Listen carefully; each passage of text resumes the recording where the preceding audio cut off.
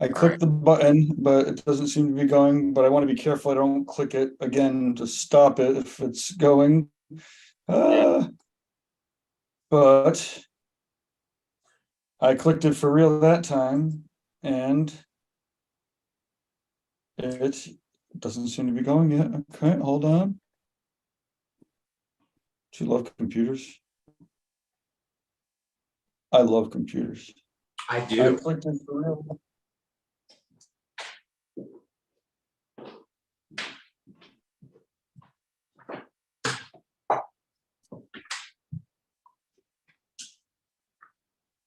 I clicked the button. You're going, yeah. Oh, okay, you know what? I clicked the button, and even though it doesn't say we are live, we are now live. So take it away, Dusty. We're down someone for his birthday. All right. Yeah, we are down a Robbie for his birthday. Every time I mention it, he's gonna get younger. He's turning 24 today, and I texted him last night and congratulated him on entering his 30s, and he corrected me. He's like, "You know how old I am, right?" It's like, "Yeah, I was just being silly." I think he thought maybe I actually thought he was 30. I don't know. So we have Phil and Robbie today. We have Medusa. Say hi, Medusa. Hello. I'm actually Medusa. Medusa. Medusty. Medusty. Yeah, I like it. We have to get Robbie some colorful sunglasses as well. I got a feeling he has some colorful sunglasses. Yeah. So we are here on Reinventing. Thanks to everybody with Reinventing. Thanks to Gabe for coming in clutch when Robbie was getting tattooed for his birthday and was unable to make it. Thanks to everybody. It's always fun. We here every Monday at 5 and we talk about feelings. And I feel like Medusa's kind of the official, unofficial third at this point anyway. So I messaged her at 4 when I found out and said, hey, I am terrified to be on there by myself because I have no clue what to do with my hands or what to talk about. And here you are in a pinch drawing chromed out scorpions and talking about feelings. Oh God, I have so many feelings. So many. Yeah. So something you were saying right before we went live was that you are in a phase of drawing a bunch of chromed out stuff and that you're excited about it, but that none of them are done because you get halfway through one and you're like, oh, another cool idea. And then I feel like you have an ADD brain like I do. So you're like, all right, now this one. And you jump over. So I've started some cool shit. Hell yeah. Samurai helmet. And then hold on, we're working on a koi there that's like gold and shit. And then I'm drawing out right now. Well, I guess you can't see it. I've got my light box here and all of my drawings taped to the backside, and I'm inking out a flash sheet that I'm probably going to get about a quarter of the way through chroming it because all of these are going to be chrome. And then I'll come up with another idea or move on to something else.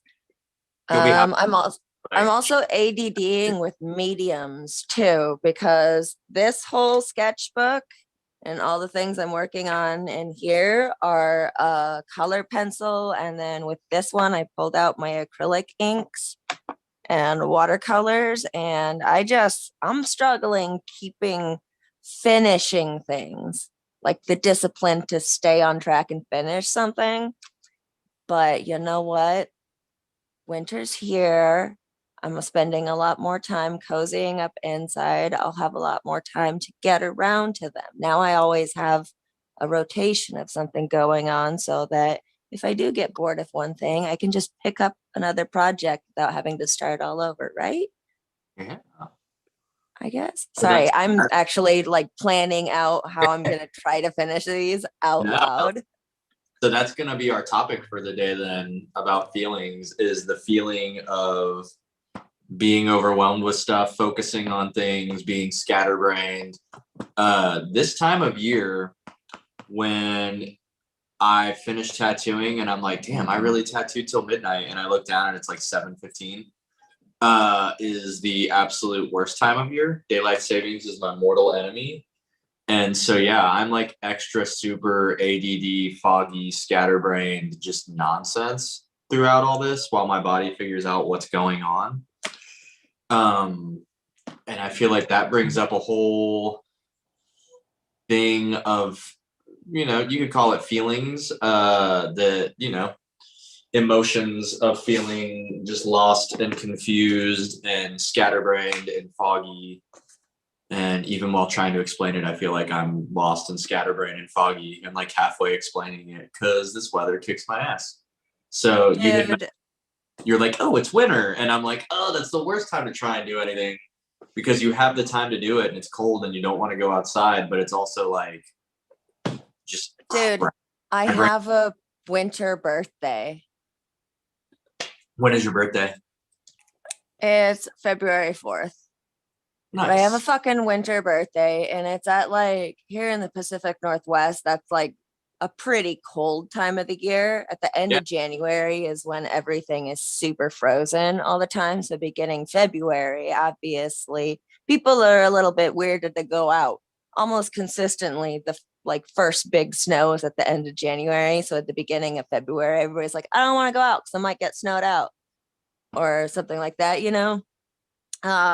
So every year for my birthday, nobody wants to come hang out. It's cold. They're, doing all that. And I get it. It's the time of year. I'm used to it. But I remember being bummed that nobody wanted to hang out with me like last year or the year before. And somebody being like, oh, it's probably, it's the winter. Maybe people are a little cold. Have you ever thought about that? And I was just thinking, yeah, every year. No, I know. I know what time my birthday is every year. Yes, I've thought about that. But I think a lot of get in the water, it makes you turn wet. Have you ever thought about that? But no, I think something that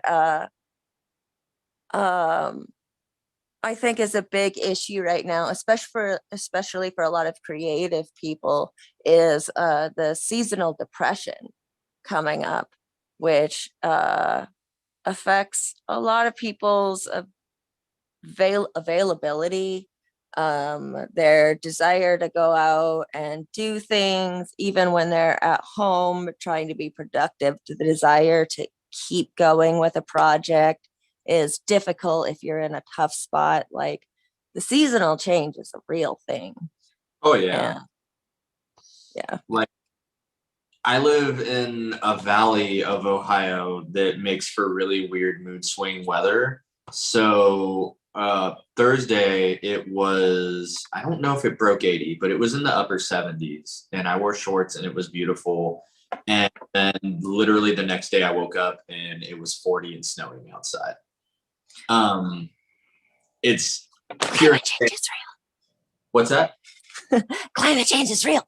Oh, it is. But this has also been like the Miami Valley has just been known for this for like since I've been alive, that it's just this insane, like the weird weather fronts will come through and it hits this valley and it'll either go right around us or dip. So we get these weird things, but it's like so hard to stay, mentally and emotionally like alert and on top of your shit when you wake up and you're like, here's a beautiful day. And you look out and you're like, I have to scrape off my car. It's cold. It's dark at 6.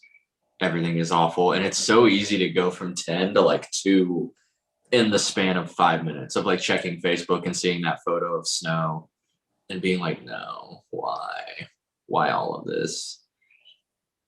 Dude, I think of just really recently, I like in the past few days, like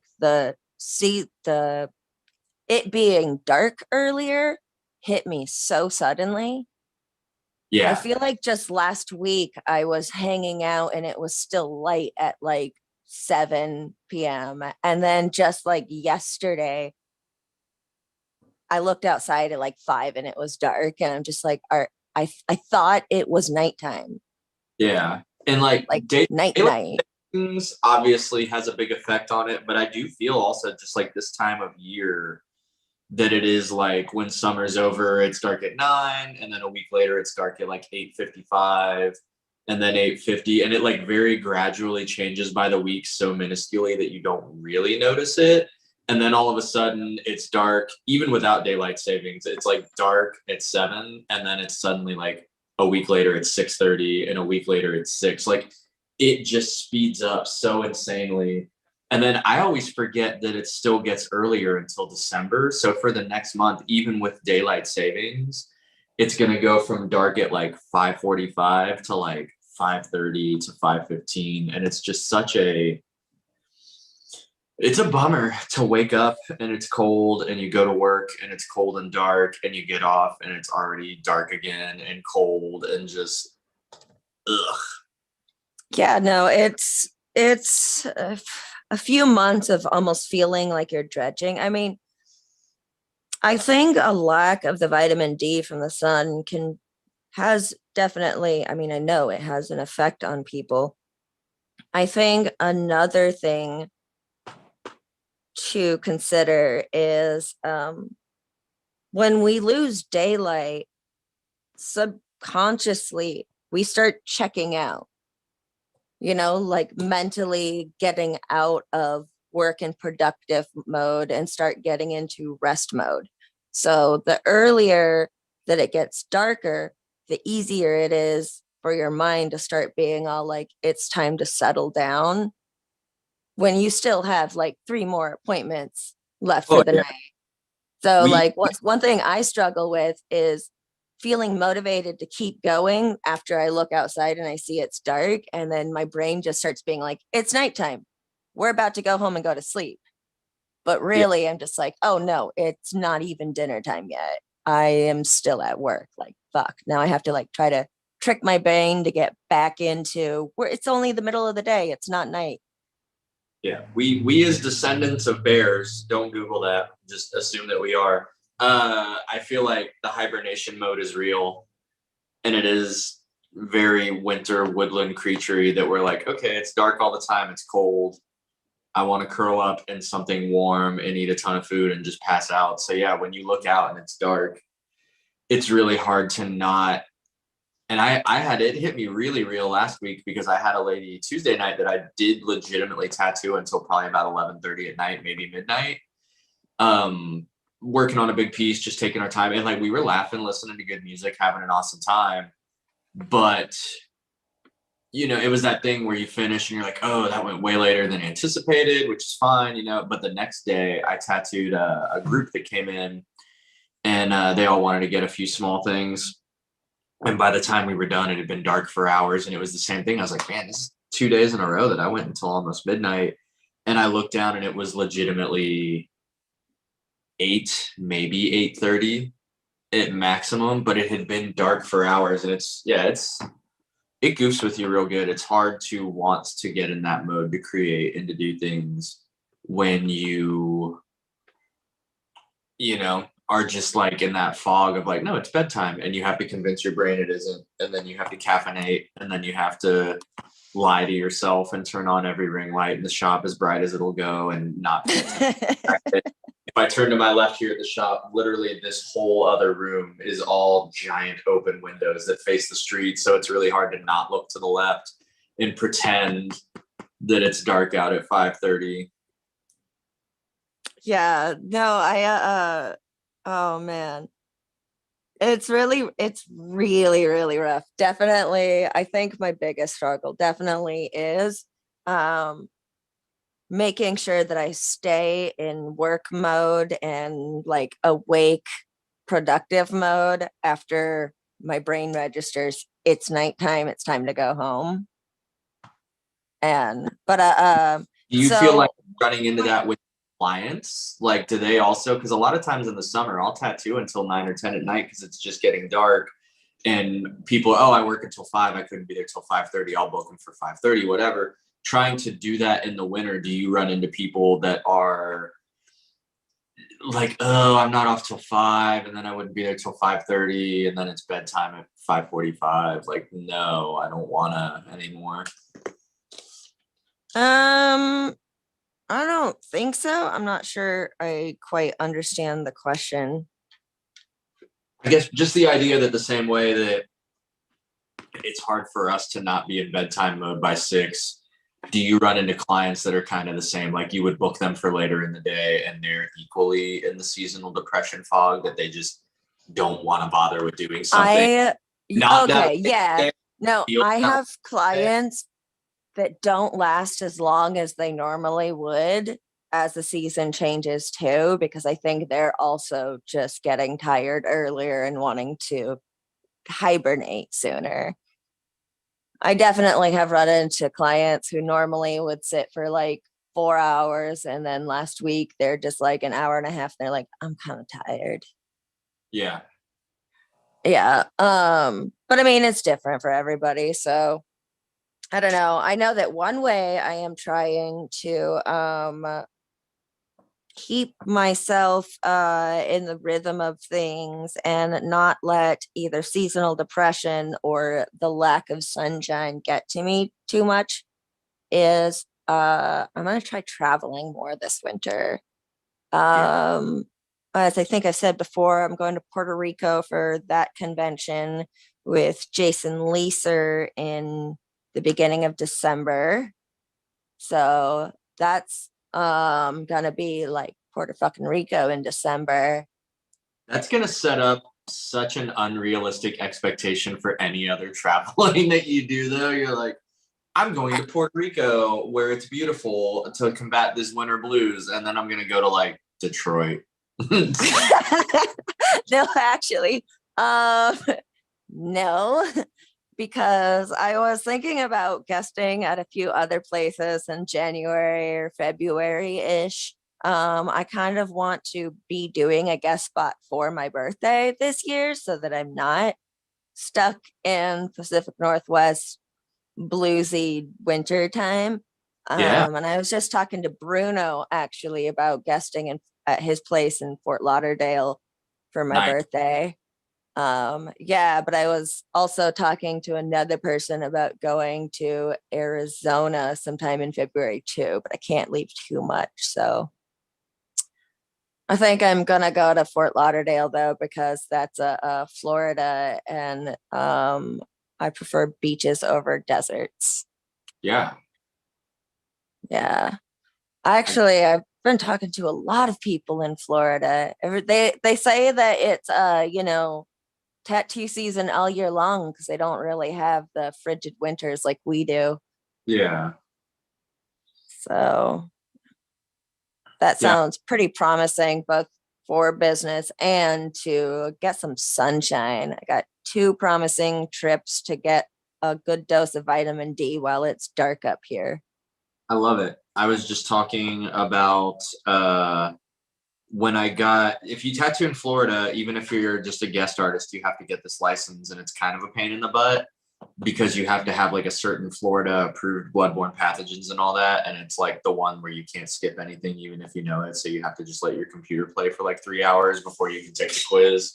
And that's like the most minuscule white people problems, but it was still very annoying to me.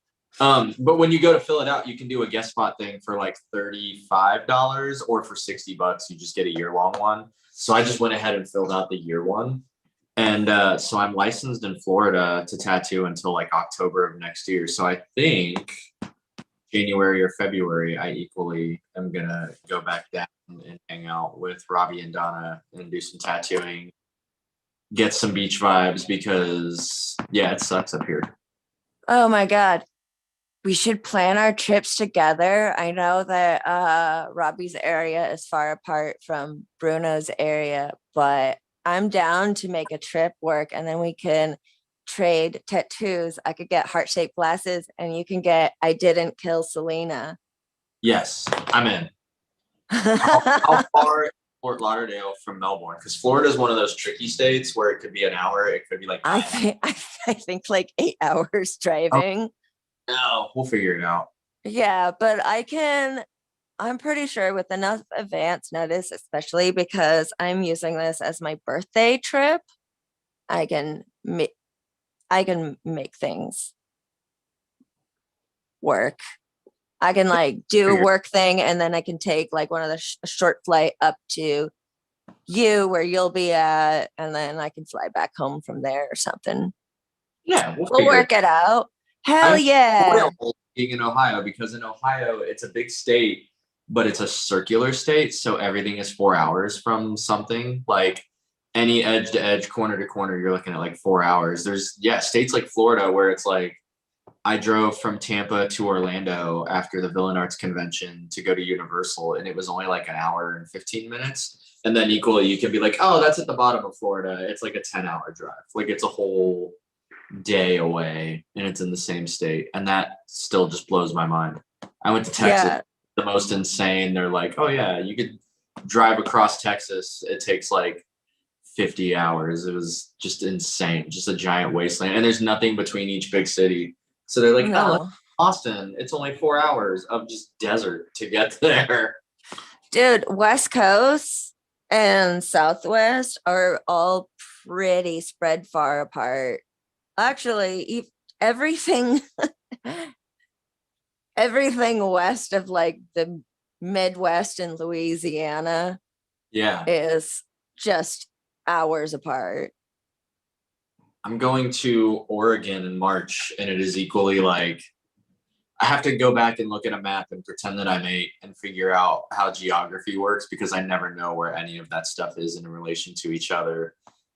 And when I was out there for 208, we were only like 45 minutes from the Oregon border. So I would talk to people like, oh, where's this shop? Where's that shop?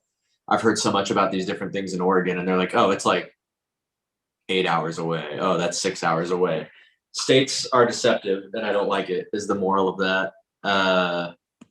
I just want everything to be a 2-hour drive, no matter where I'm at. I really wish time and places would just chill out and stop being so complicated.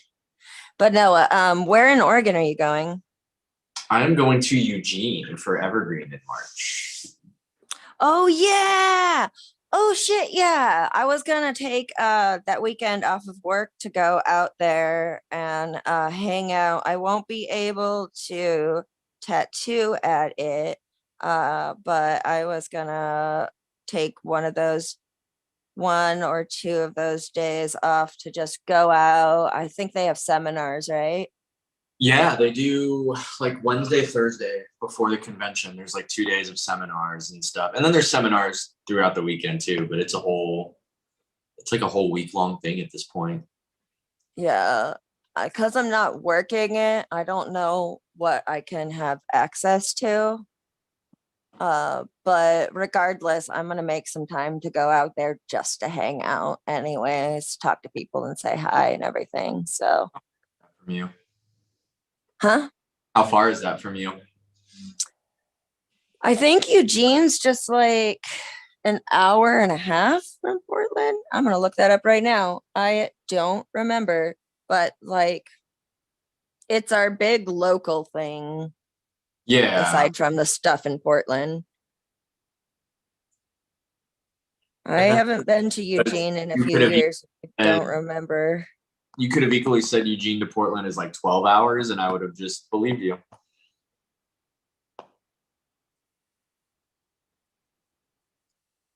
Oh, 2 hours, an hour, 57 minutes. Nice. Not hateful at all. Well, then we're going to hang out in Florida in February and then in Oregon in March.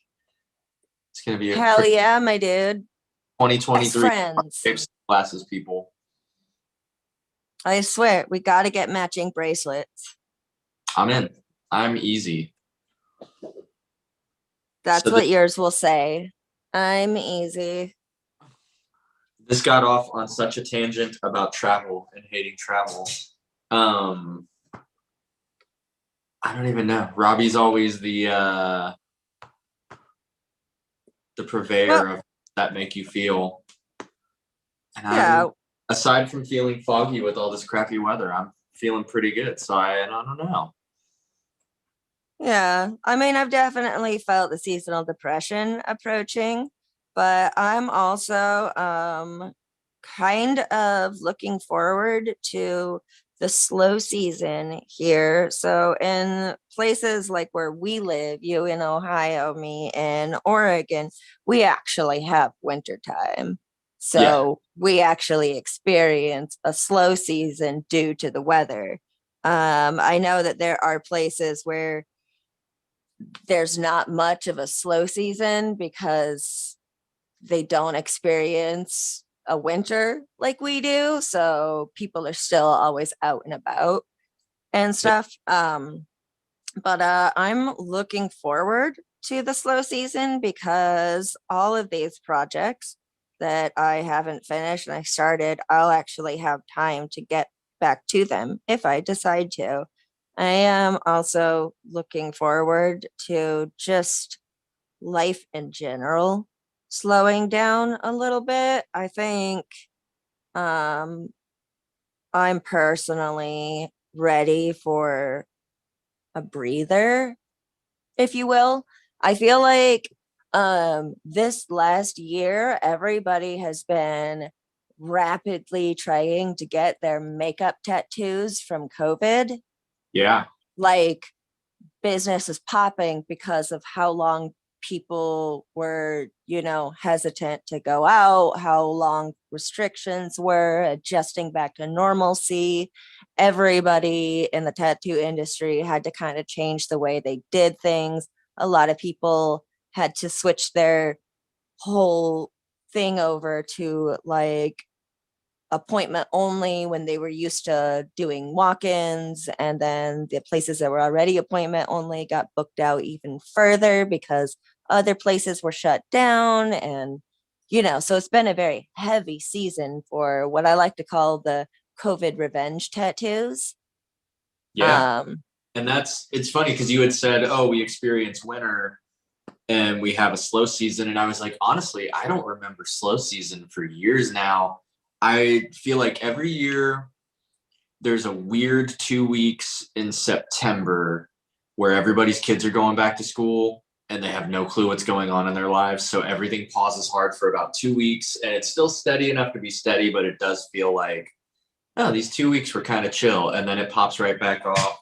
And then right around Black Friday time, people get really holiday minded, and December is a little bit slower. It's still decent because people are coming back to town for holidays and want to get tattooed and meet up and all that.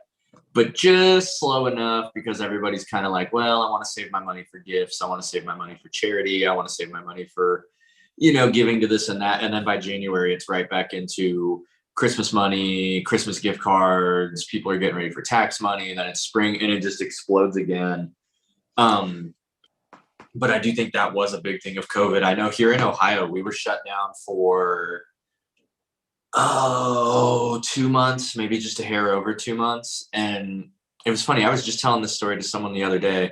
They closed us with health and beauty. So when they closed beauty salons, hair parlors, all that stuff, we were closed. Same here. Yeah. Now, when they reopened all that here, I don't think the Ohio, that they really realized how many tattoo shops and tattoo artists there are, because they just announced that health and beauty could reopen and nobody could get a straight answer on if that included tattoos. And I think enough tattoo artists bugged them and called up the actual offices and everything that they finally had to issue an official statement. And it was on a Wednesday when the reopening date was that same Friday. So we had 48 hours to start scheduling, adhere to all the guidelines, get everything fixed up, get everything in place, put up new signage. And yeah, it was 48 hours. But I remember in maybe a 24-hour period that they officially announced okay, hey, we can reopen Friday.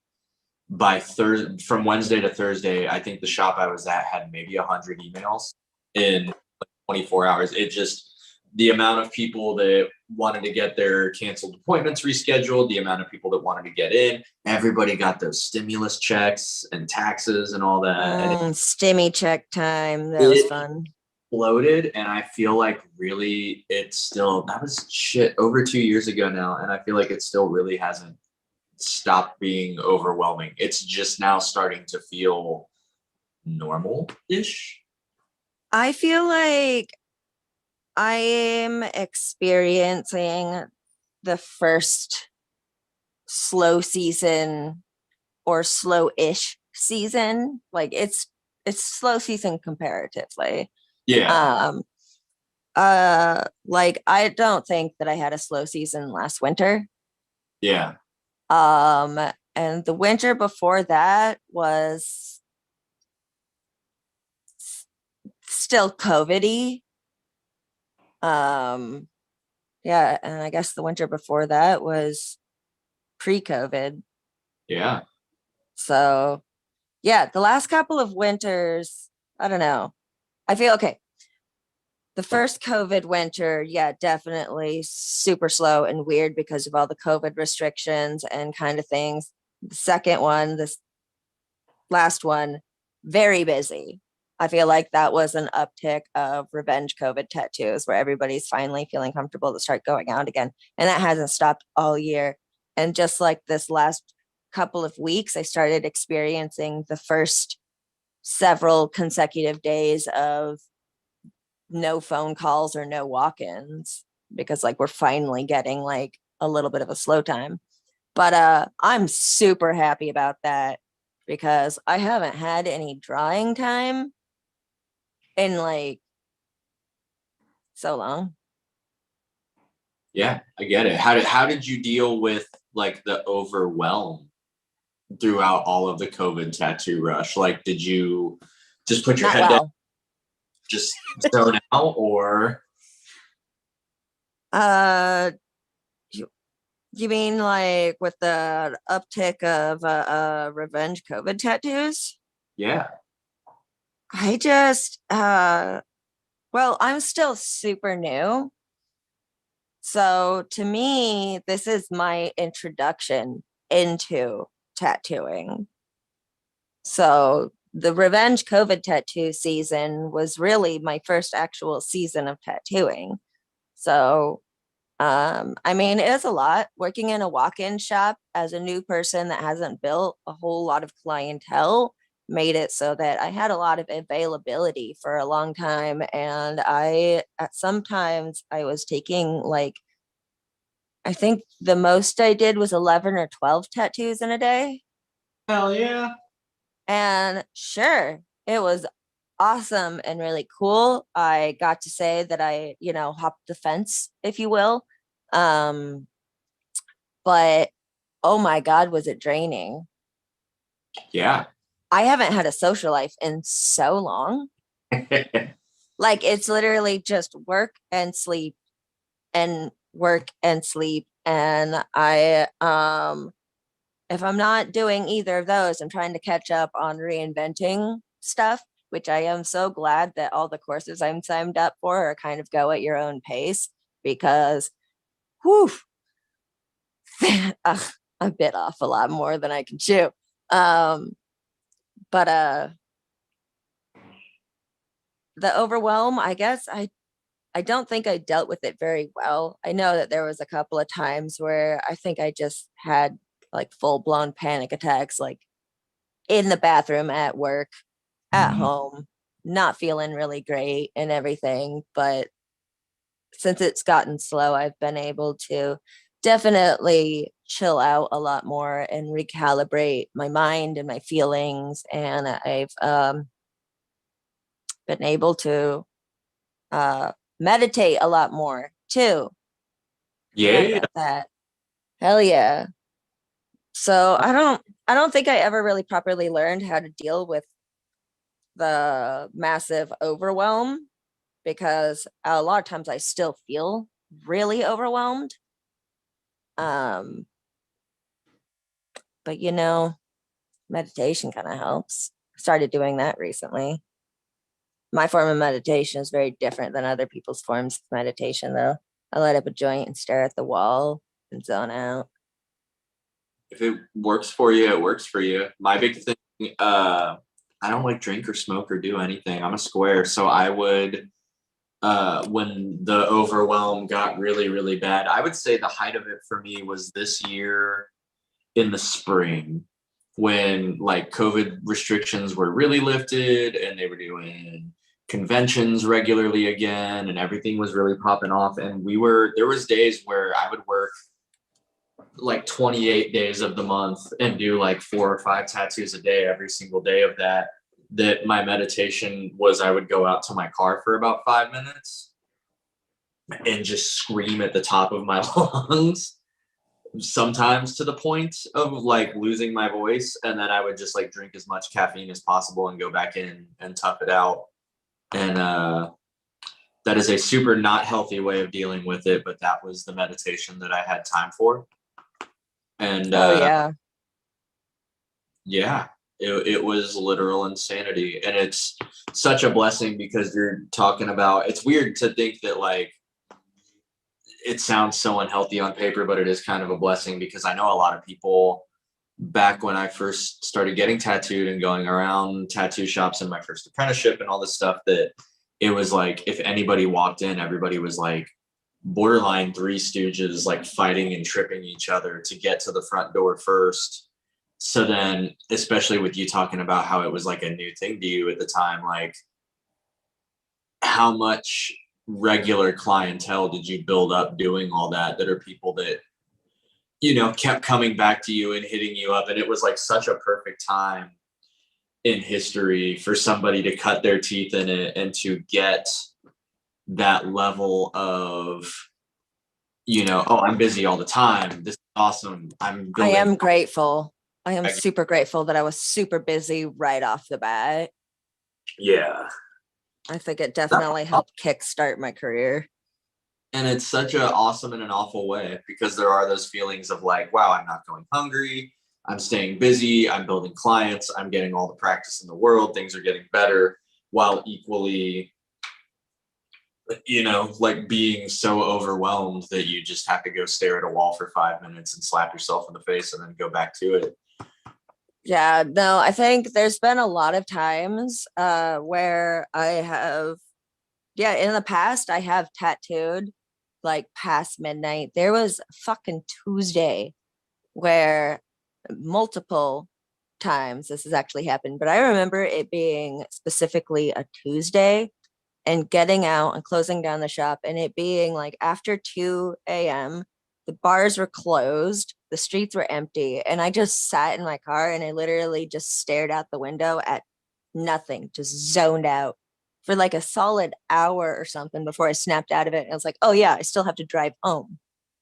And that's actually happened a lot of times and everything. I don't think a lot of people realize how much mental effort goes into tattooing if they haven't experienced it being a tattooer. Because my journey into tattooing took 13 years between my first apprenticeship and me actually starting tattooing. A lot of on and offs, a lot of not great experiences, you know, but also in the last 15 years, the industry has changed so much. Yeah.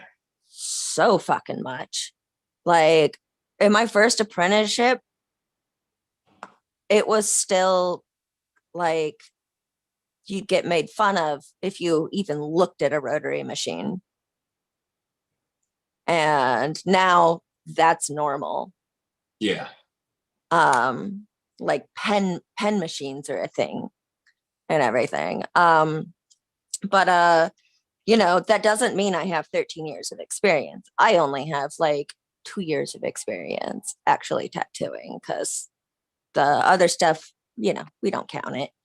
But one thing that I never realized in all that other time before, until I was consistently tattooing full time as a legitimate artist, was how much work goes into it and how incredibly draining it is if you don't, and you need a lot of mental stamina, as well as a good balance of being able to set boundaries that I didn't know that I would have to learn to set. Oh yeah. Like with clients, when they're experiencing physical pain, it opens up an emotional funnel a lot of times. And you got to set boundaries. And sometimes that can affect you. And after a long day of doing like 11 or 12 tattoos during tax return season, while everybody is getting their COVID revenge tattoos, and tax return season happened at the same time as stimulus checks, which happened at the same time as spring break. Uh, Yeah. it's draining. It's a lot. It wears you down. And one day of tattooing can feel like a month's work of work. Like, but you have to keep doing that every single day. So besides eating and sleeping and hopefully finding time to go to therapy, having the stamina to keep doing that every day is difficult. So I'm very grateful to have a slow season right now. I just keep circling around to how happy I am that there's a slow season so that I can No, just chill. that's awesome, because it is one of those things where I feel like what we talk about every week is a lot of like self-love, self-care. And I've gotten better about a lot of things, but one thing I'm notorious for is being a people pleaser. And that is, like you were saying, the mental drain of how many people do you know that are like, oh, you just make thousands of dollars a day to just doodle on people, must be nice. I see you wearing what you want. And like, there's that side of it that I'm like super blessed to be like, yeah, I show up in the clothes I want to wear. We put on the music we want to listen to. We eat snacks, we tattoo, we laugh, we hang out, we get paid really well to do it. And life is good. But I don't think a lot of those people see the drain of, like you said, setting boundaries, dealing with people, the emotions behind it. But also, like, my worst trait with being a people pleaser is that if people hit me up with ideas or questions or whatever, I will be eternally stuck in the zone of, oh, well, if I don't respond to them right now, they're going to be pissed. They're going to go to someone else. They're going to think that I don't like them. They're going to think I'm ignoring them.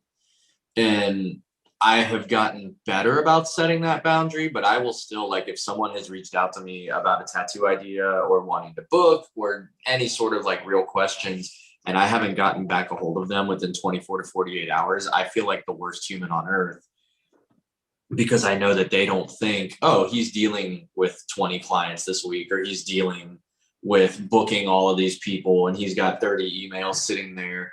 All that people really think is, well, I'm hitting him up and he's not responding. And that is that is the biggest drain for me. And a slow season is almost nice for every week or two. I go through that super manic phase of like plowing through every comment, every email, everything. And I'm finally caught up for the whole 12 minutes before all of those people start replying again. But in the little bit of the slowish season, you really do get to actually just maybe take a day off and breathe and enjoy life, and not, people are like, well, you get every Monday off. And I'm like, every Monday for me is literally spend 3 hours replying to emails and texts, getting everything booked. And then by the time I do, I'm like, especially now, I'm like, well, if it's dark out, that was my day. My day was texting people back and booking appointments and taking deposits. Yay, fun. Like, it's not, it is overwhelming. And there's also the physical stamina that goes in there with that too. We talk about feelings on this show a lot, and the mental and emotional, stamina you have to do to stay with all that and to work through it, while the whole time you also haven't slept in days and your back hurts from being hunched over people 12 hours a day straight. It's an ass kicker. I watched Derb Morris's seminar last night, Longevity of the Tattooer, and 1010, highly recommend. Yes, he actually did it in Dayton about a year ago. He did it at a shop and like got and did a whole in-person guest seminar of it. Yeah, I was really happy to catch that streaming or the reinventing stream of it yesterday, with the little Q&A at the end and some prizes for answer winners and quizzes and stuff like that. Very fun. But he brought up a lot of good points about physically maintaining your body. And I think that a really good thing about physical maintenance is also emotional and mental maintenance. You know, like if you're feeling the blues, you're treating your body like it's got the blues. You know, when you're bummed out, you're probably eating pizza and not like, you know, a salad because it's easier and all of that. When you're eating unhealthier food and you're treating your body poorly, your health is going to go down. When your health goes down, your mental health goes back down as well. So does your emotions and everything. It's a big balance. In the winter, it's harder when people get seasonal depression. When business slows down, it's really easy to still get really bummed about it too. So I don't Yeah. remember where I was going with that. I was just thinking about that and then how they all tie together. Yeah, just taking care of your body because it does help your mental as well. And like, how many times have you done, you know, a crazy marathon week where it's spring break, or done a convention where you've got like 20 things booked and it's insane, and the only thing there in the convention center is French fries or pizza, and every artist has like candy out on their table to lure people in. So you basically live on Nestle Crunch and French fries for 3 days. Convention diets. Stop. I feel like shit. Yeah, and you like tattoo nonstop, and you don't sleep, and you're in some uncomfortable hotel bed, and it turns into a thing where, like, in the heat of the moment, I always think it's a blast. I'm like, wow, I haven't slept in 3 days, and I am exhausted, but I'm doing all these tattoos, and financially it's great, and everything is good. And then you get home that Monday, and you just crash and burn, and then you spend the whole week trying to get your sleep schedule back on. Not to mention, like, your emotional and mental levels back up because you're exhausted from being an extrovert. And it is just such a, I don't know, just, yeah, it's a mental and physical drain, and they definitely do play hand in hand. And forcing yourself to work out and to eat better and to do all this can be more physically exhausting in the foreground, but it really does help you stay on the ball and not want to just sleep nonstop in a carb coma. And yeah, it really does help a lot. I think I'm always going, I mean, you know me, I'm always going to circle back around to gratitude. One way to deal with overwhelm of a busy season, and then followed by a slow season that can be accompanied with winter depression or seasonal depression for a lot of people, still practicing gratitude. We got to remember to practice gratitude. Like, at least I don't live so far north that it's 30 days of night, and I didn't kill Selena. So, yep. Okay. 3 things to be grateful for. I'm not the bitch that killed Selena. I get to be on this awesome live stream right now with Dustie, where we get to wear our matching glasses and talk about how we cope with seasonal depression and deal with being overwhelmed when busy seasons kicks in and you got a lot going on. And I'm also grateful that I got somebody to complain to if I think I put too many legs on a scorpion. yeah. All right, 3 gratitude things. I will say that I am equally grateful that neither of us killed Selena. That extends to others. You can be grateful for others. I'm really glad that you didn't kill Selena either, because I like you and I like hanging out and talking with you on this. And if you killed Selena, I wouldn't be able to. I wouldn't like you if you killed Selena. That's my main reason that I wouldn't like you. Number 2, you can't really live stream from prison. You probably can now. I don't know.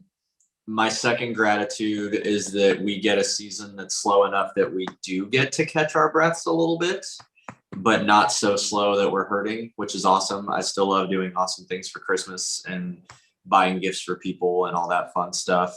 And my third gratitude is the fact that we are, like you said, being on this live stream, the fact that in the year 2022, we can be on a live stream that other tattooers watch and listen to and complain about being emotionally and physically exhausted and complain about almost needing a slow season to catch our breath and complaining about feelings and emotions and not just be called complete wieners for even having feelings, let alone the audacity to complain about them on the internet.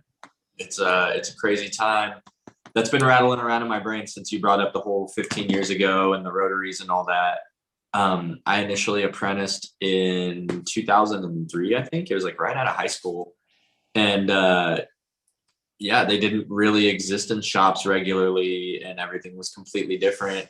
But also, like you said, on a mental level, everything was completely different. And if you know, that was still in the 2000s, you know, flashback further to the 90s and friends that I have that apprenticed in the 90s and even people that started in the 80s, like it's been an overwhelming wave of people learning that you don't have to be a total shithead to usher in the next crew of people. And that's something to be grateful for. And I feel like there's still probably a ways to go in a lot of ways. And I feel like I'm saying that as a guy. So as a girl, I'm sure you could amplify that tenfold into, yeah, people are scumbags. But yeah, I'm actually really grateful that like it's something I'm really grateful to be working in the industry today as opposed to not that long ago when being a woman could be a threat to my safety in the tattoo industry. yeah, It's a very real thing, and it still is a very real thing that definitely we can't gloss over the fact that it still exists, but it is much better now than it was before. oh yeah, it's like there's a lot of things where if you look up people from even when, you know, I was born in the 80s and even then there was still civil rights stuff going on, but it's these people that even being born in the 80s and learning about them in school in the 90s that I feel like, oh, that was so long ago. And then you look up like the birthdays and how a lot of this stuff compares, and it's like a lot of that stuff wasn't as long ago as it feels like in the history books because photography was black and white at the time or whatever, but it really is the same with this. That we're Like our parents were Yeah. our age and dealing with very, very, very different things than what we're dealing with now. Like, I mean, it's not that long ago. I'm 37. I'm not that old. And I remember in my lifetime, it was less with women and African Americans. It was more with like a lot of like gay groups and stuff like that, that it was the first televised gay kiss, the first this, the first that. And that shit was in like the 90s and even blending into the 2000s. So it's crazy to think that like we've come that far in a lot of ways and not come that far in a lot of ways. But it is still at the same time, knowing we have a long way to go, pretty dope to see how far we've come. In a short amount of time. Queercation Tattoo, first queer tattoo conference. Yeah. Hell yeah. Sorry, what? Think about, oh, I was just saying that's tight that Gabe put that in there. And that's tight that even that it just says the word queer, that it's that inclusive, that think about when it was first, like I was saying, like, oh, this was the first gay kiss on TV. This was the first homosexual this, and now how it's turned into even beyond that, like so many other lifestyles that are starting to get accepted in tattoos, even in places where it's the sort of old school artists that you would be like, oh, they're going to hate this. And they're being surprisingly pretty rad about some stuff. It's good to see. I think there's a lot of promising things for the future of the tattoo industry. I know a lot of people, a lot of old school tattooers have definitely, and I've heard and I've seen people say some pretty negative things about the new kids tattooing these days, not knowing what it used to be like and all of that. But honestly, as a new kid tattooing these days, who has also been in tattoo shops before I became a new kid tattooing these days, like, I think we're going in a great direction. Yeah. I think like there are so many like queer owned tattoo shops that are such a safe, good environment for people who would otherwise probably not be safe in an old school or biker shop. Oh yeah. And that is so amazing because I think it opens up the doors to more people being able to experience this gorgeous art form that is life-changing. It can be very life-changing and healing for so many people. Yeah. So that's really, really cool. And yeah, you're right. This industry is becoming way more accepting of feelings than it used to be. It The blows fact that we can even be here is awesome. Sorry, I keep interrupting. I've always thought that tattoos should be punk rock and for punk rock people. And like, it's such a punk rock thing. It's rebellious and it's art and it's awesome. But it's hard because if somebody comes in and they're a 45-year-old soccer mom and they want to get, you know, their kids' names on them, like they should have every right to get that. And it should be like, that's the ground level of punk rock, is like accepting of everyone as long as they're not being harmful to themselves or others. And so it's so weird to be like, tattoos should be punk rock, but then people are like, well, you tattoo soccer moms and college kids so often. Yeah, like, kindness is punk rock. Kindness, and that's where I was going with that, is like, there is nothing more punk rock than seeing, you know, these shop owners around here that are like older guys. They came up in the late 90s, early 2000s. They've been tattooing over 2 decades. And they'll get, you know, like transgender kids, and they'll get queer kids, and they'll get different lifestyles in. And you can tell there's this initial 5-minute awkwardness when somebody walks into a shop and there's like old school splash all over the wall and skulls and shit. And they're kind of like, oh, I'm here, me, and I'm nervous and I'm awkward. And they're accepted so quickly. And it turns into such a like, I did not expect this experience. And you get to watch them 180 from, how is this going to go? Can I be myself? Am I going to be hurt? Am I going to be ridiculed? Into like, holy fuck, these people are just as punk rock as you would think tattoos should be. And that in turn, we think that anybody that is coming from, you know, different minority groups that are coming from different like sexualities, from different genders, and, you know, different, all of that are equally like, that's fucking punk. To be like, I don't feel like this, I'm this. I refuse to label to this like standard. That's as fucking punk as it gets. So why wouldn't tattoo shops accept that?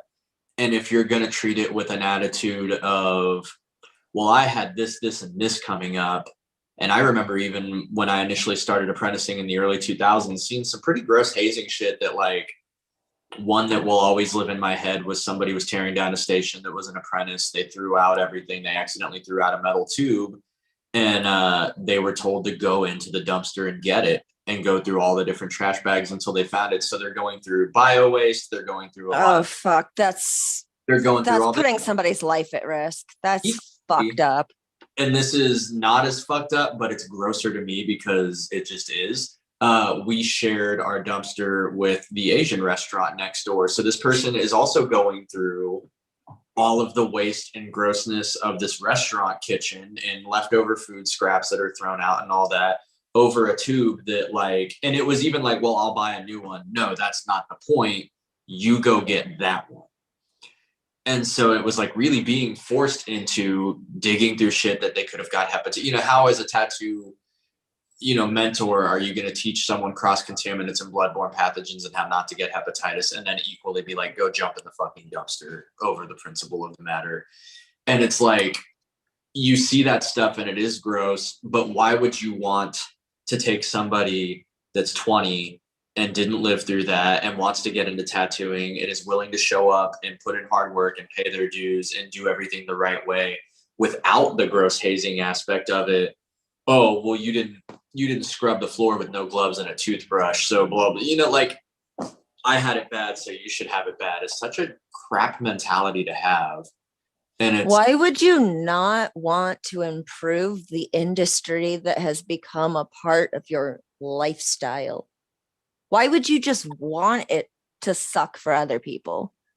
Like, that's where we go into the territory of misery loves company. And that's unhealthy. That's Could you toxic as imagine fuck. going through the civil rights movement and then getting to see people from other ethnicities get more freedom?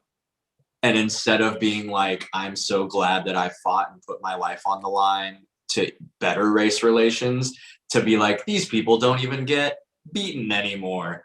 This is some bullshit. Like, I just can't imagine that mindset of like, I went through hardship, so now you do. And I think that it's a loaded, because I've seen apprentices in my life that like just didn't really care that much and didn't want to do much. And that's a whole separate issue from like, there's way to put in hard work and pay your dues and learn that don't involve having to like degrade and humiliate yourself or others. And Yeah. I think it's nice to see a lot of people. You said there are still a lot of shop owners and a lot of people in the industry that want to live that life because they had to go through that. And it's almost a fraternal sort of like, oh, well, you know, you're part of the club now. But there are a lot of people that I do like. The owner at the shop I'm at now came up a long time ago, and he likes to ride his motorcycle, and he's an old school dude. And if he asks anything of our apprentice, who busts her ass as well, like she works a 9 to 5, comes in, works the whole night here, scrubs the floors, does the whole shebang, he will be so like, hey, if you have a minute, can I get you to run and get paper towels, please? Thank you. Like, I'll pay for your gas. Thank you so much. Like, he's almost overly like, if you have the time, please. And she's like, yeah, of course. Like, that's why I'm here. And it's so cool to see somebody that you would like expect from how long they've been in it and everything to be like, go do this, you know, bitch, blah, blah, blah. And it's like, it's cool to see people that you wouldn't expect to be that way coming around to just being cool, polite, kind people. Because like you said, kindness is, that's the ultimate punk rock. You can look at like the crass Sex Pistols era of punk that was just about being a dipshit, or you can look at like Joe Strummer and the Clash and these people that were so big on just like, do good, don't take shit, but do no harm, be kind to people, include everybody, don't be a dipshit. And it's I don't know how we turned this into a whole 15-minute rant from just saying the gratefulness of being alive in the time we're in and watching things get better, but it's pretty tight to watch.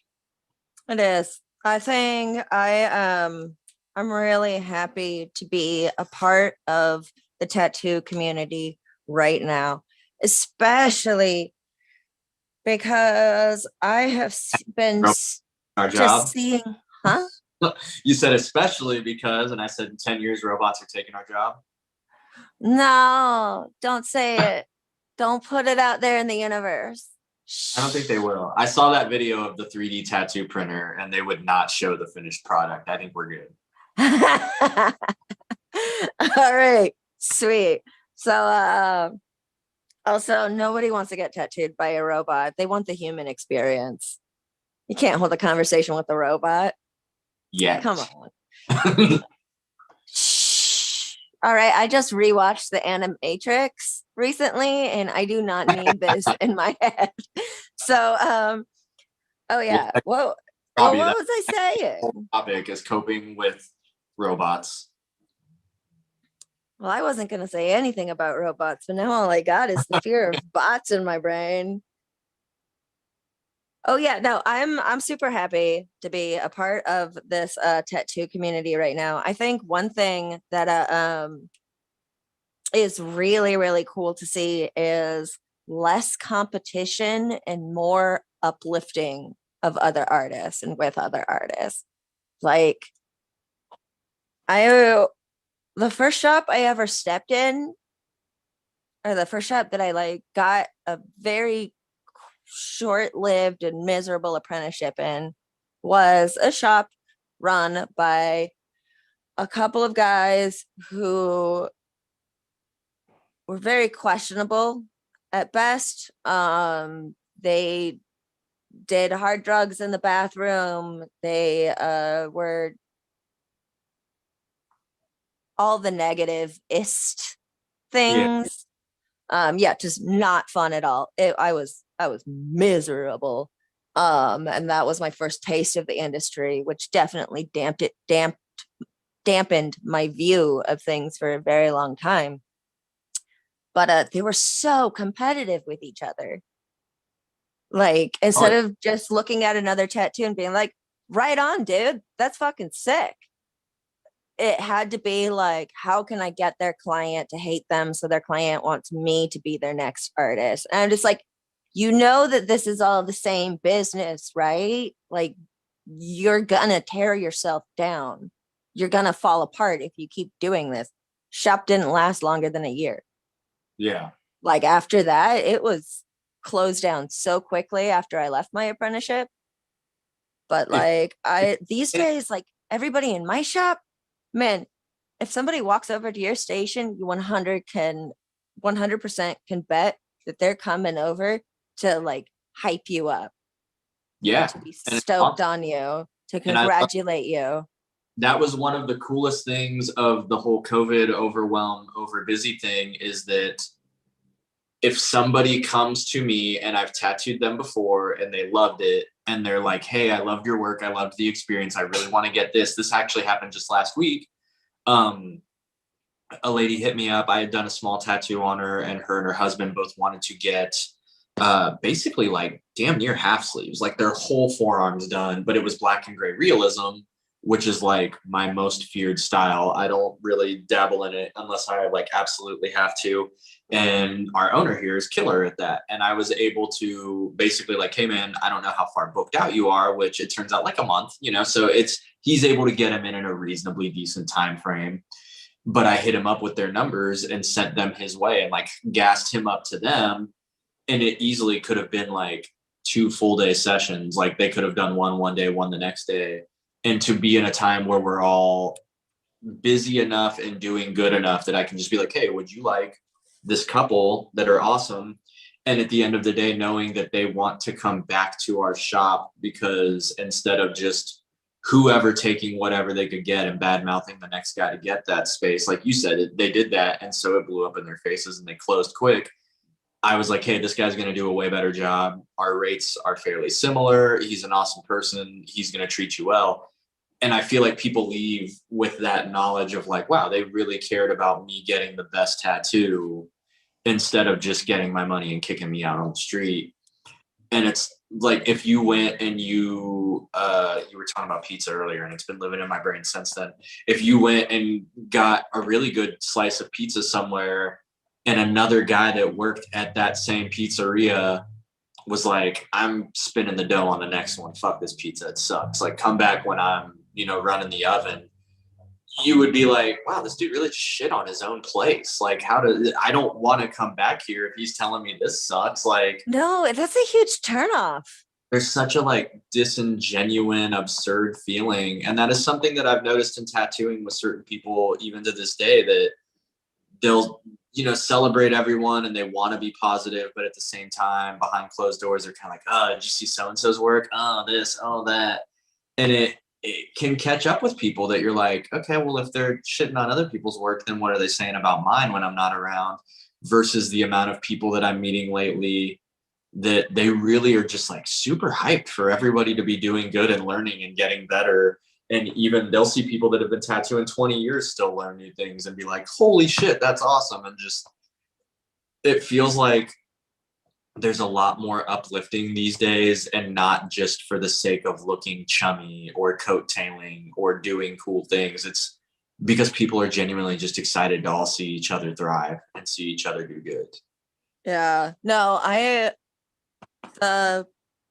so the shop I'm working at now, I've been working at for about 2 years.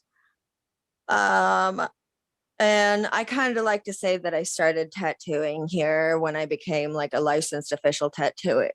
However, pre-COVID, there was a shop that I worked at for exactly 1 month because I had just gotten licensed, just got my like job as official tattoo artist, and then kind of COVID happened.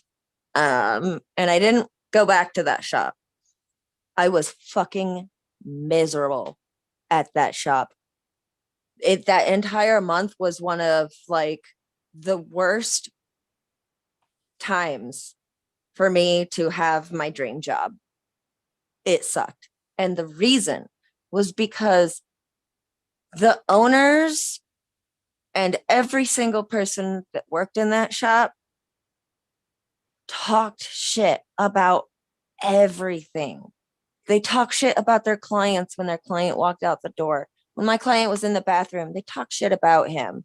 They would talk shit about the client's designs. They would talk shit about the tattoo shop down the street, saying they're stealing all of our business. They talk shit about each other. Never was anybody ever saying anything positive.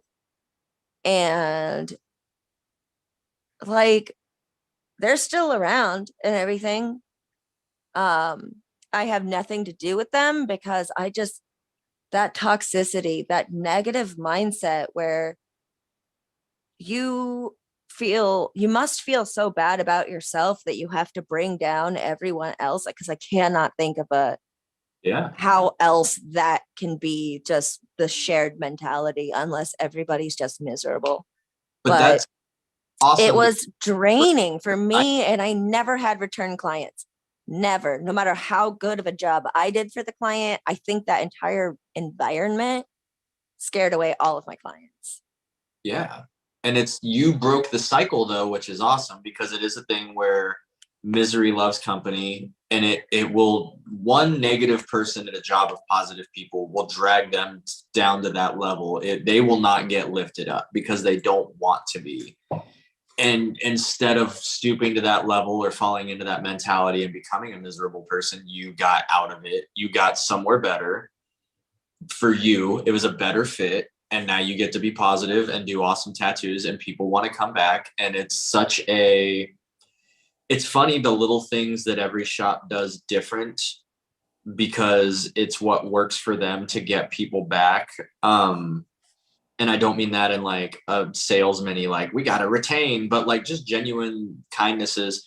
We have the snack cabinet at our shop that the owner just like absolutely super one-upped me and went ass wild with it when it started to get low. But it's mind-blowing that if somebody's in and they're like, yeah, I ate, but I'm a little hungry or whatever, that I'm like, oh, we've got Sprites, we've got Cokes, we've got water, granola bars, Cheez-Its, whatever. Like, what do you need? And we'll hand them something. And it's like such a silly thing, but people really will. Oh, wow, they gave me 85 cents in Walmart snacks, but it really wasn't about what they gave me. It was the fact that they cared enough about me to like notice that I was getting a little pale and my blood sugar was down or something, and get me a snack and take care of me and make me feel welcome here. And the polar opposite of that, I swear I'm going somewhere with this, is like you have all these little things you do for people to make them feel welcome.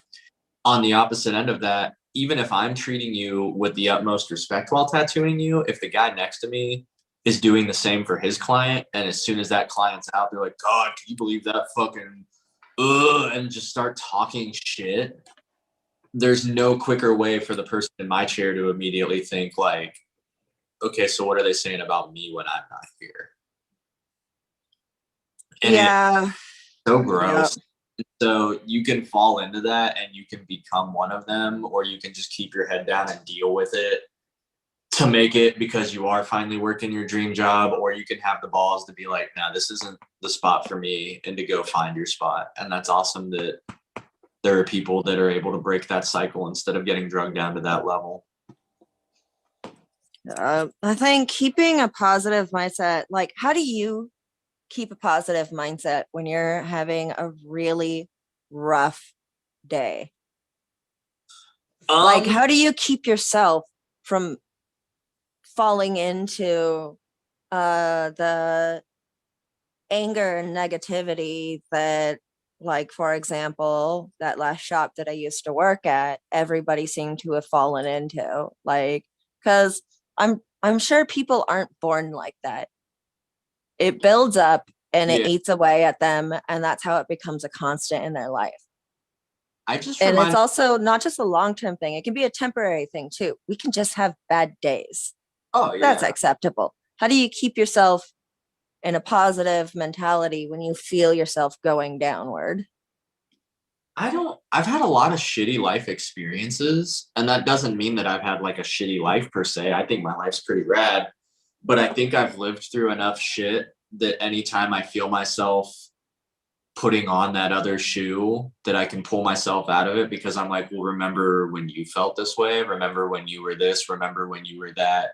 And I feel like, yeah, it's the same thing that I have been in scenarios. There's a guy who was super famous for just being a real dickhead that owned a music store here in Dayton, Ohio. And he had a lot of money through like smart investing and through his family initially having money for him to invest. So he had all of these really, really gnarly like vintage guitars and amps. And it was a cool shop to go in. And it was a cool shop to get stuff from. But he was just well known for being just a total dick. And I would watch kids come in and like sell him a guitar, and they'd be like, oh, I have this, you know, ESP. I know it's nothing fancy, but whatever. And he'd be like, oh man, that thing's a piece of shit. I'm going to have to tear it apart, rebuild it. I can give you $50 for it. And the kid's like, oh man, I was really hoping for 100. And he's like, oh, I guess I could give you 75.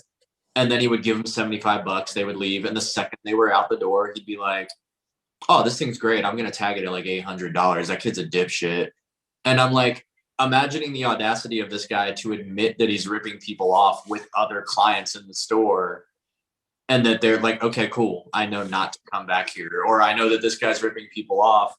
And so I can think about that, and I'm like, why would I be a person talking shit about anything in front of anyone's clients when I know that feeling of like, wow, that person's a dick for being that way. And he was just like one small example, but I think that's always been my go-to, is just remembering we didn't kill Selena. We've got a pretty good life. We get to do art and cool things, but really at the end of the day, it's just that we have all had to deal with that person at some point from the customer side of things, whether it's a restaurant, whether it's a music store, whether it's, you know, going to the DMV, which is like my least favorite thing on this planet. Ew. Right. Oh, So gross. Don't talk about it. that ability to remember who I am and what I'm about and put myself in those shoes of like, wow, remember when the world was really shitty to you? Don't be shitty to other people is kind of my driving force in remaining positive and not being super negative. Someone's got to like really, really go for me to be like, nah, fuck that person. And there's a couple of them, but for the most part, like I just try to remember that I've been on the other side of it and to not let being a dickhead win, even when it's hard. Oh God, sometimes it's so hard. Yeah. I definitely, sometimes well, you're the king of Pinterest tattoos, right? Yeah. Yeah. So I've worked with people before that cannot stand that shit. And that stuff isn't shit. They just can't stand that. No, I get yeah. sometimes They're all like, it's too simple. It's, not worth the time. Why can't they want real art? Why do they only want like some minimalistic line work? Ugh. Whatever, they're stupid and I'm 18 and I hate them, and I guess I'll just do it anyways, and I'll jack up the price because I got to make it worth my time. That I found is it's a really common mentality when it comes to especially the Pinterest style tattoos, the minimalistic tattoos, what I guess a lot of people are calling Kelsey tattoos and stuff. And it can be a really, really negative thing for a client to hear. Yeah. Somebody talk about their tattoo like that, because sure, that infinity symbol might be boring as fuck to somebody who's used to doing like full color sleeves and stuff. But to that person, that girl Jillian, we'll call her, that infinity symbol was like, it's on her wrist, and it's the same infinity symbol that her older sister had on her wrist, and her older sister died tragically in a car crash, and it's a way for her to keep her sister's memory alive with her, the amount of time that I've done $150, this took me 15 minutes tracing someone's grandma's handwriting from a birthday card that brought them to tears because of how much they loved their grandma and how much that piece of her will always be with them. far outweighs the amount of times that I've invested sessions upon sessions into a full traditional sleeve of snakes and butterflies and roses and skulls, that person has been like, oh, dope, and they love it. But like, what was the meaning? Oh, that I love fucking snakes and skulls and roses. I think they look cool. Like, if it carries a big meaning, yeah, I just can't imagine a world where people would be above getting to make hundreds of dollars an hour to do art for a living and still have the audacity to be like, well, this will make this person happy, but it's not really art, so I'm gonna be fucking begrudging about it when I could be, you know, fucking taking out the trash at McDonald's for $8 an hour right now. So to keep yourself from being begrudging, you remind yourself how much it means to that client. Fuck yeah. I had, this is actually a funny story because this was just last week. I was saying there was 2 girls that came in and I tattooed them until probably like 8:30, but it felt like midnight just because it was dark 2 in the afternoon. They each got like 3 tattoos, and that was kind of the conversation. I was like, well, we have an hour minimum. If your tattoo is going to take 10 minutes, is there anything else you want? Because if I'm going to charge you this much, you may as well get your money's worth.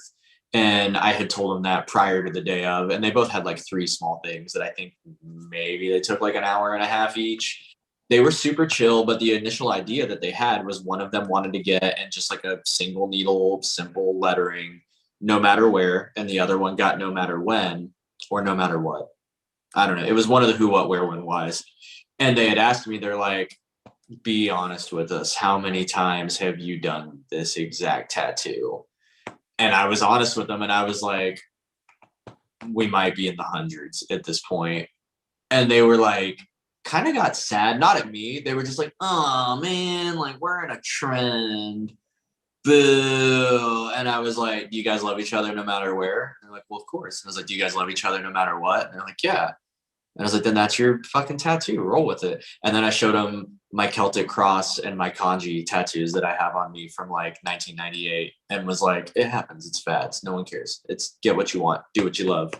Don't let anybody bully you into getting something different if it's not what you want. I do feel bad because I made a joke about Pinterest tattoos to them. I was like, look, I will do this all day. I don't care if you want an infinity loop turning into a dandelion, turning off into little birds. I don't care if you want Zayden, Caden, Braden, Okaden. And the one girl was like, my kid's name is Caden. And I had to like laugh about that. That I was like, yeah. But yeah. Kitten's name is Caden? Yeah, her kid's name was Caden. And I had I thought you said kitten. Oh, no. I was making all of the Pinterest, their kids are like Braden and Caden, and she's like, that is my kid's name. And I was like, who cares? Do you like it? Do you like your kid? None of this matters. Do what you want. And yeah, like also, what are you gonna stop liking your kid because somebody else made a harmless joke about the rhyming of popular names right now? And they were laughing about it and it was fine, but they left. They came in so gassed up on their tattoos. And then they had like a little lull of like, everybody probably does the same thing, don't they? And then they left again so gassed up on their tattoos because they were like, fuck it. These are our tattoos. They're for each other. They came out well. We're in love with them. I got to just hang out with them and listen to 90s on 9 on Sirius and wear clothes I like and joke and talk the whole time and made money to draw on them. It's like such a win-win. Why would anybody be upset about that? Yeah, I feel like the people that do complain about not the tattoos not being like worth their time or artistic enough or being boring or something are really taking this job for granted and the opportunity to do something great for somebody else and get paid at the same time. It's pretty dope. We get to live. Usually doing good things for other people can be costly, or it takes giving up your time and energy and not getting a lot of things in return. But this time you can do something great for somebody and you can get paid. But I think I've had people ask me before as well, like, I know is this super Karen-y of me? I'm so sorry. Am I being super basic? And I would just look at him straight up and be like, yeah, it's a basic tattoo. It's not super detailed. It's basic in concept, but you're not basic. You're a human being with feelings and thoughts, and this means something to you, Yeah. regardless of its simplicity or minimalism. Hell no, you're not being Karen-y, and you're being a badass bitch who's got the balls to go to the tattoo shop and get a procedure done that's going to permanently alter your physical appearance so that you can have a matching infinity symbol in the same spot as your late sister had on her wrist. If That's you amazing. if you are in your mid 40s and you have Braxton and Zayden and you put them in the Honda Fit and you have the audacity to drive in your North Face to the tattoo shop and to go up to the guy or girl with fucking tattoos all over their face and it's super intimidating to walk in there and you have the nerve to say, hey, I want to get my late father's handwriting from this birthday card on my rib really small, you're punk as fuck. Like the fact that you were like, I'm going to go in there and do it. And I don't care how they judge me and I don't care how they look. I'm not afraid of this because tattoo shops can be super fucking intimidating. Oh, Like, yeah, they can. cool as balls. And if somebody has the nerve to like see you put yourself out there and to like want to deny you a gooder service that they get really good money to do and like could have a good life doing, to be like, no, that's fucking Karen shit. That's lame. And I will say, to play devil's advocate, if you are somebody that's booked up 3 or 4 days a week with full day sessions of beautiful realism because you've spent decades tattooing and you have harnessed your craft and you are thousands of dollars a day and you are the shit at what you do, you cannot do that tattoo. Like boundaries are awesome, but there's a big difference between going, no, that's dumb, you're a Karen, and going, hey, I'm $2,500 a day, and I don't think you want to pay that to get this little tattoo. But this dude over here in the booth next to me is Dusty, the Pinterest wizard, and he will absolutely tattoo that on you. He's probably booked out a few weeks. Like, here's his card, and I'll probably go chat with him at least for a minute just to build a rapport. Like, and that goes into the whole feeding into others and celebrating others and bringing them up and not being a competitive dickhead in tattooing. The same way that if somebody came in and I'm banging out Pinterest jammers and hand-sized traditional all day, that was like, I want to get this beautiful portrait of my mother on the whole side of my thigh, I'd be like, wow, I'm so not going to do a good job at that. Here is Aura, and she is the shit, and she's going to do such a good job with this and pass it off to my coworker that's going to do a killer job with it. But like, you can still celebrate people and you can still bring them up and you can still make them feel welcome and treat them with good feelings and good intentions. And even if they don't get the tattoo that day, they're going to come back. They're going to help feed somebody at your shop. They're going to go tell people, you know, this guy looked super fucking intimidating and he had the balls to help me and treat my idea with dignity. How crazy is that? And I have always thought, and I feel like there's probably studies with exact percentages on this, but realistically, I feel like if you treat somebody really poorly, there's like a 95% chance that they're going to go tell people and they're going to go tell the internet. If you treat somebody very favorably, 50-50 maybe. Like, people are so much more willing to go voice when they've been wronged. So like, Yeah, that's true. Why wouldn't you take the extra 3 minutes, even if you're not tattooing them or it just doesn't work out, even if they're an asshole and they kind of deserve it, to just show them the other side and be like, hey, I'm going to give you the good cheek. I'm going to be polite to you. Sorry, it didn't work out. Or, hey, this person will do it. And even if they were just the dickhead of the story, by maintaining your composure for a few minutes, you've really sent somebody out there that can't bitch and moan about you. They can't have issues. They can't complain about how your shop wronged them. They're just, you know, it's just good business. You know what I like? What's that? But also really intimidates me, but also gets me emotionally involved because I'm a very emotional person, is memorial tattoos. Yeah. Dude, the looks on their faces when you give them something that helps in their process of healing. Oh, unforgettable. But I'm also super empathetic, and I will, if you cry during a tattoo session telling me like a really heartfelt story about a lost loved one while getting a memorial tattoo, you bet your ass I'm gonna cry too. Oh yeah. Like, I cry all the time during tattooing. It's a little embarrassing. I don't know this person, but I'm like touched by the whole process. You're helping them heal though, and that's such a rad thing. And it really does again boil down to, not only did you just get to do art for a living and make good money to do it, you got to help someone heal with something that will probably outlive us all. You know, like this piece of art will be on their body until it decomposes. That's permanent. You're helping them with healing. You're helping this person with so much and changing their life for the better. And like, imagine getting to do all that and get paid for it and live your life the way you want with cool tattoos and clothes and music, and roll in and do this and not be adhered to like, you have to wear a suit and tie, you have to roll in at this exact time, and to still have the nerve to be like, man, this job fucking sucks. These clients suck. This place sucks. Like, I don't know. Go get a fucking different job. Yeah, we got it pretty. Go work for fucking Kroger. Bag some fucking groceries. Not saying that that's a bad job. I love all of my grocery baggers, especially to those of them that know not to put the bread on the bottom. Thank you. I love you all so much. But like, just get a different job. If you hate your clients, get a different job. Yeah. If you don't think that their ideas are worth your time, do something else. Yeah. But like this community of tattooers and the way we're evolving, we ain't got time for that negativity. We're here to feel a shit ton of love and to uplift each other up and to give and to make the world a better place with art. And hell yeah. Yeah.